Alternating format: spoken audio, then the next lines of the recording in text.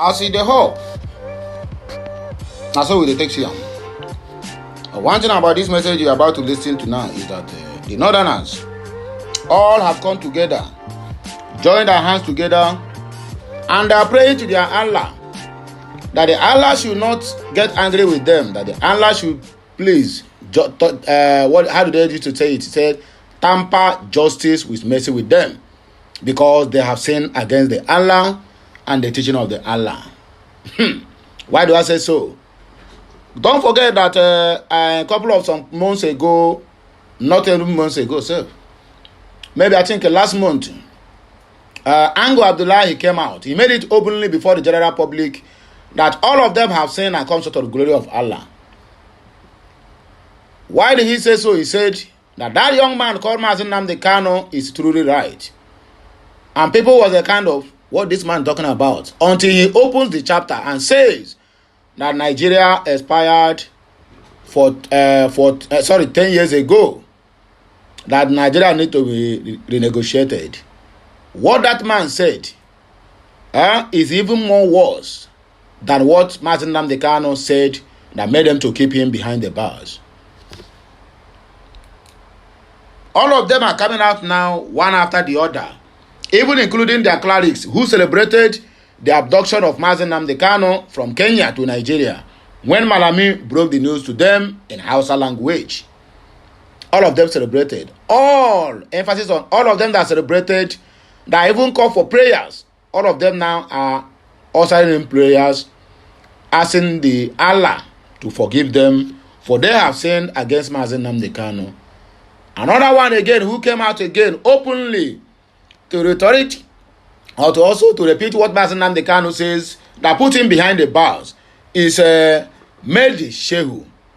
The man is an Islamic cleric teacher or whatever he is, either a professor or non-professor. I cannot quantify him. But it's another latest update. This message came right yesterday. And the people that posted this message again is Daily Trust. The same newspaper they used to celebrate the abduction of Nnamdi Kanu is still the same newspaper they are using up to tomorrow to repeat what Nnamdi Kanu said, and also to tender a public apology to the Biafra family and the family of Nnamdi Kanu. And before we go into this news, here are other things you need to understand about this message. And it is called Everyone Echoing the Thoughts of IPOB and Nnamdi Kanu, including seven British officials. That is by name Kemi Badenoch. Is there anything different from what Nnamdi Kanu says and what Kemi is saying? Imagine Kemi happens to be from the southeast, or rather from the Igbo-speaking side of the old eastern region. By now, Akpabio and the rest of Abbas, including Benjamin Nkalo, will have devised every means to make sure that they wrote a letter to the UK Parliament, or rather to the UK government, to expel Kemi Badenoch from Nigeria, knowing fully well that her ancestral background is from United Kingdom.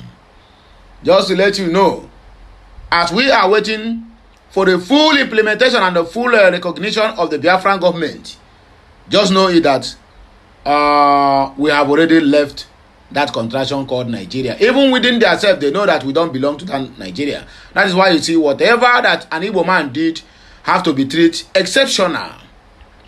But let us read this news from Mehdi Shehu, then down to everyone echoing the thoughts of IPOB, Nnamdi Kanu, including 7 British officials. Please do me a favor, like, share, comment, and make sure you subscribe to my channel for more interesting videos coming your way, because today is gonna be fire for fire. So let us go there, if you don't mind.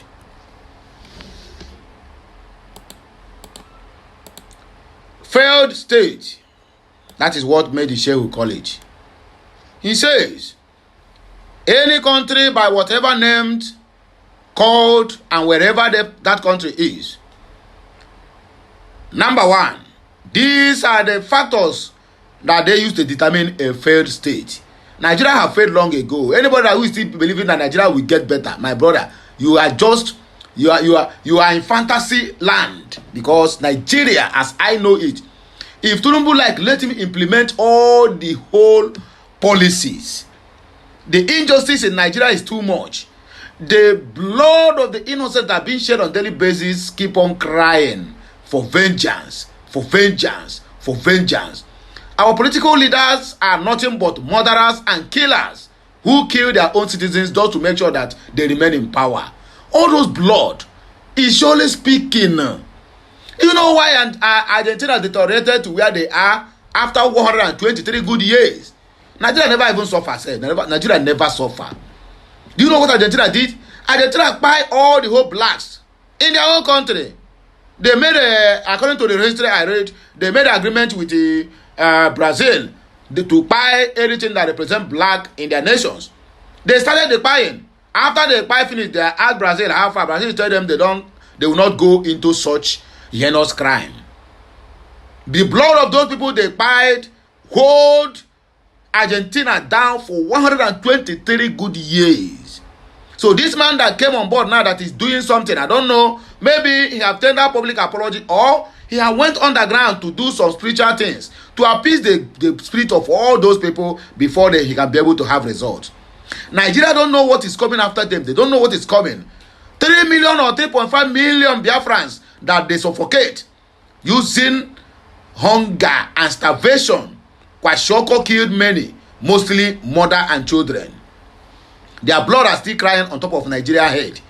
You take 20 of Obi, 20 of Atiku, 20 of Tinubu, add Clinton join them, add Obama, in fact, add Donald Trump, add the president of China, add president of Vietnam, all their prime ministers with their workers in Nigeria, they will still fail. This is not a rocket science. They will still fail. They have never done the thing they're supposed to do. Literally, the people who are supposed to suffer this thing is UK, but UK use them. UK hands up and use them, use underground. They are shedding their own blood in their own land. They see UK as a white man. They don't know that whites are even more spiritual than religious that our Africans are. Africans are too religious. They are not spiritual. So the whites are too spiritual than religious that these people, they call themselves leaders, are. So they know what they have done to make sure that the cause didn't follow them down to UK, because they are the one. They just use Nigeria to fight that fight. It's a proxy war upon the Biafrans by those ones who are benefiting from the God-given mineral resources in the land of the Biafrans, which is the old eastern region. The mineral resources that Nigeria are using to boast today is from the old eastern regions. When they found out that one, the only way they can cripple them now is to put division among them. Then this one is southeast and this one is south-south. Why in the north? Why they don't have north-north? They have northeast, northwest, and north central. Why they don't have north-north? Or also in the north, I have northwest-west. Why they don't have it like that? They come to our own side, put divide and rule. And if you see your own brother now from Delta, he'll tell you, I'm not from Igbo, I'm not Igbo, I'm not Biafra, and this and like that. But people, what total of you see for absconding from the truth.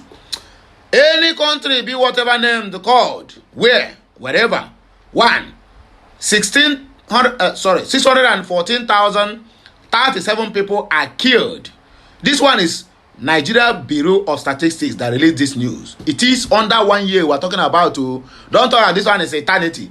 This one is under 1 year of Tinubu's reign. We're not talking about the one that Buhari did. Number 2, where 2.2 million people are abducted. 3, where 2.3 trillion naira have been paid to criminal gangs as ransom in 1 year. Number 4, where citizens have to provide everything for themselves: food, water, light, security, education, healthcare, and otherwise. Number 5, where public resources have been converted and cornered by few individuals, etc., to name but a few. That country represents a failed state. Made the Shehu na him talk am. Daily Post, na him carry am. But go to Arise News, they will never talk about it. Go to Daily Post, go to this one na Daily Trust, go to Daily Post, go to nigeriannews.com, go to Sun News Online. They can never carry this news because they don't want it to go viral. But if they happen to do with Egbana, all of them now, in this morning now, VOP and VOS will have carried it, their headline from Monday until next month Monday or next year Monday will be about Biafra, about IPOB, what this one said, and what that man from Igbo land said. Meli Shehu now is a very respected man in the south, in the north. He made a comment. Security officials, nobody is going for his head, though. Everybody is calm. Everybody is calm. Let us take some comments here before we can be able to go to the other news, because it is one after the other. Fortunate said, it shows the negligence of a nation and failed leaders by tribe or religion. The rate of lawlessness in the north is alarming, all covered by religion. Religion is the problem in Nigeria. Religion have do us more harm than good, not only in Nigeria but Africa at large. Ekwo Mmadụ said Nigeria has failed and will continue to fail unless the government officials, past and present, with their cronies are brought to book and the stolen assets, funds and resources totally recovered back. Then we can agree again in one Nigeria. But as for now, there is no one Nigeria anywhere. Lawal Abba said Nigeria expired since 2014. You hear this name? Lawal Abba, an Hausa man. He said Nigeria expired in 2014. What are we still doing together? Destiny Efiko said Nigeria has expired in 2020. It need to split. My dear, it expired in 2014, not 2020. But thanks for the comment. One corner Sinike Tuku said the elite knows that. Peter JP said Nigeria is a dead country. One Kanu be Orezuna, Nigeria is a smelling dead cat, you know. Chimo. Geoffrey Emeka, let people or tribe go separate ways and manage what God bless them with. Comrade Michael Amos Agi, Nigeria is not a country but mere geographical expression. Precious Perio, thanks for joining me on this. I really appreciate you. Kingsley Kings, on our eyes go clear very soon. Shebi on a sock say Igbo man, I be on a problem. When I go see something, when Tinubu finish with everybody. Michael Eke said, my dear, you are right. What is the solution? In my own opinion, I suggest separation so that everybody will go and manage his place, because this show that we are not one. My own view, my dear country man and woman. Anyway, we don't have to take much reactions because a lot here. Let us just conclude it by everyone echoing the thoughts of IPOB, Mazi Nnamdi Kanu, including 7 British officials. By Family Writers Press International. The recent remarks by Mrs. Kemi Badenoch, a prominent UK Conservative Party leader, provides a profound lens through which to examine the Nigerian socio-political structure. Her assertions of identifying more as Yoruba than broadly Nigeria highlight the deeply entrenched ethnic and cultural divides within the country, validating calls for self-determination movements like that of Biafra. Badenoch, the association from the broader Nigerian identity underscores a reality long argued by proponents of Biafra self-determination, that Nigeria is more an artificial amalgamation of ethnic nationalities than a unified nation. Created by and for British colonial interest in 1914, without the consent of its diverse peoples, Nigeria's ethnic groups have struggled to coexist under one political framework. This forced marriage has often resulted in tension, mistrust, and outright hostility among regions, as seen in the brutal genocidal war of 1967 to 1970 and ongoing agitation of the Biafra. Her critique of northern Nigeria as a region characterized by radical Islamism and the activities of Boko Haram further exposes the irreconcilable differences between Nigeria's region. This division mirrors the grievances of the Biafran people, who have long decried the marginalization, persecution, and the cultural erosion experienced under a central government perceived as northern dominated. If a prominent figure like Badenoch in Britain feels no allegiance to the Nigerian state due to cultural and historical disconnections, it strengthens the argument that a one-size-fits-all nationhood cannot serve the aspirations of all its people. Just as Badenoch identifies more with her Yoruba ethnicity, many in the southeastern region of Nigeria, the Igbos and other Biafran neighboring ethnic groups, sees Biafra as their true identity. The current clamor for Biafra self-determination is not just separation, but a pursuit of dignity, self-determination, and preservation of cultural and ethnic rights.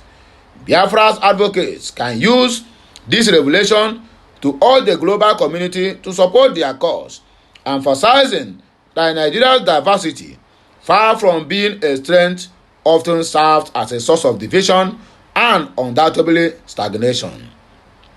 Mrs. Badenoch's statement is a powerful reminder that ethnicity and cultural identity hold deeper sway than an imposed national identity.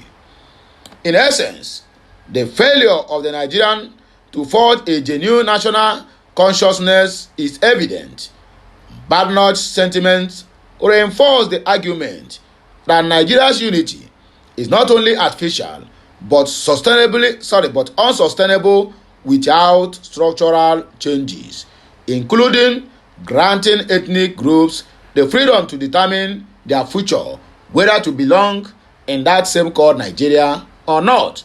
It is alienable right of every individual or every region in Nigeria, because under forceful amalgamation, we find ourselves together with a name we don't know how it came from, with a name after Flora Shaw and Lord Lugard finished making out. They come out in their drunkenness and said this country should be called Nigeria. In other words, a Niger company for the United Kingdom. Hey, sorrow, agony and pain. Anyway, I don't have more to say. Now here we go take a break. Keep on liking, sharing, commenting, and make sure to keep subscribing for more interesting videos. I'll be right back. Que Messiano.